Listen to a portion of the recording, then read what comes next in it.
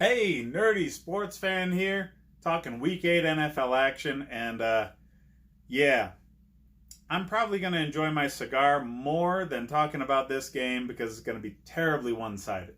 Give me a second here. Yeah, that's good stuff. So, Bengals are going to visit the Rams. Yeah, it's funny already, isn't it? The Bengals are terrible. All right, they are epically bad. Uh, can't get out of their own damn way. It's hilarious. You would have thought that getting rid of Marvin Lewis might have had some sort of positive effect because he's been there for 20 years. Something had to get stale, right? Nope. That wasn't the issue.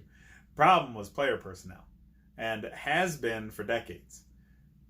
The player personnel problem is there because of how the ownership works things.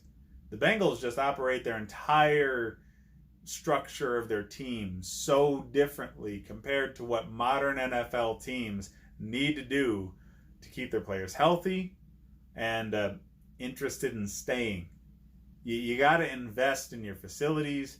You got to invest in things like fucking yoga classes and shit for the guys, okay? Just anything you can do to keep the guys there, to make them engaged in your team, to get them to buy into a culture, get them to buy into something bigger than just themselves.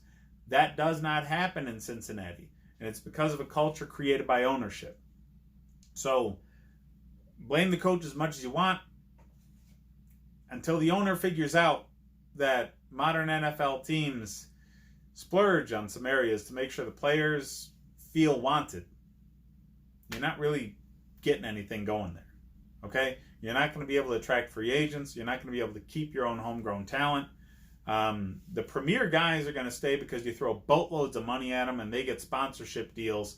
So AJ Green, Andy Dalton, those guys aren't going anywhere. But, you know, that second tier down, TJ Boyd, Ross, those guys come up in free agency. Somebody else offers them a deal. They're going to jump ship. All right? And your GM probably needs to figure things out quick here. All right? They need defensive personnel that can actually stop somebody. All that being said, obviously I have the Rams winning this game. The Rams are going to do just awful, awful things to Cincinnati. They're 4-3. They're in a tough division.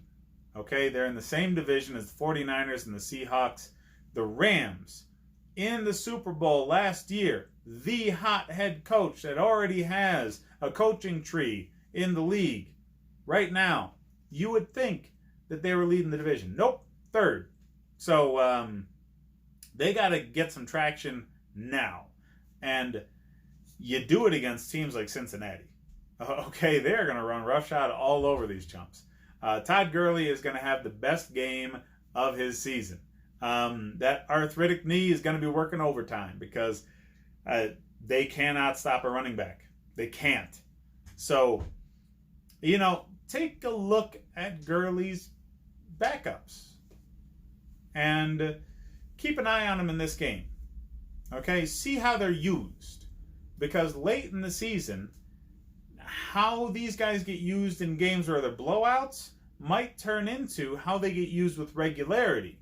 So keep an eye on these guys and see what they do in games like this so you can see if they're worth maybe a start late in the season come playoff time for fantasy football, week 14, 15, 16. These guys might be getting more use because they're gearing up for the playoffs. And the Rams are going to be in a dogfight for that playoff spot. They are. They're in a very tough division. You are not third in your division and making the playoffs with any sort of frequency. So they got to step it up. They got to start doing that now. I expect Cooper Kupp, Jared Goff, Todd Gurley, all to have very good games. I expect their tight end, Everett, to continue his trend of getting a lot of targets and making the most of those. He's been getting 10-plus targets for a few weeks now, and he's turned into a must-start tight end one every week because of those targets. They're adjusting, okay? They're adjusting the passing game because the offensive line really hasn't been pushing the running game through as much as they should. So Goff has had to, put some lightning in a bottle and figure out how to win these games on his own. And not a recipe for long-term success. You need a consistent running game for long-term success in this league. I don't care who your quarterback is. Okay, Tom Brady's got a great running game behind him. So Gurley will be good this game. Let's see if that continues in games to come. Cincinnati, garbage time is what you're interested in. Okay? AJ Green is probably not going to have anything solid going until after the bye week.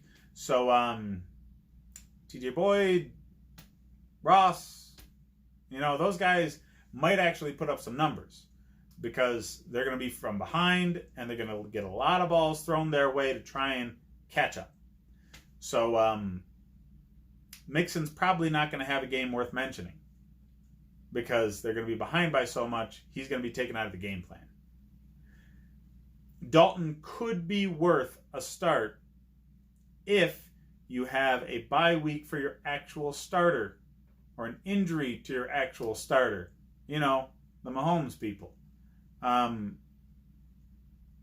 Games like this, garbage time numbers really blow up QB stats. And yeah, it's a coin flip at best, though. I mean, there's other quarterbacks that you could definitely put in instead of Dalton, like Jacoby Brissett, still available in a lot of leagues. Don't know why. And Teddy Bridgewater's got at least one more week where he's the starter in New Orleans. So probably not Dalton's time to shine, especially against a defense that just signed Jalen Ramsey. But you might be desperate enough to need that sort of thing. Okay? Start the Rams defense all day. All day. This is the team to watch Aaron Donald and Jalen Ramsey and company go off against. So this is going to be fun to watch for Rams fans. It's going to be pretty tragic for Bengals fans. You might want to change the channel, guys. That's what I got on this one. There is 13.5 point line in favor of the Rams. Well deserved. I probably would put my money on the Rams, but I actually think it's a pretty solid line because they've got talent on offense for the Bengals, so they can keep up in a horse race. Offensively, they just can't stop anybody. So I think the Rams win because they get a couple of good stops when the Bengals can't. Hit up the rest of the videos for more fantasy football advice. Check out the Nerdy Sports Fan Weekly for in-depth coverage of more recent NFL news.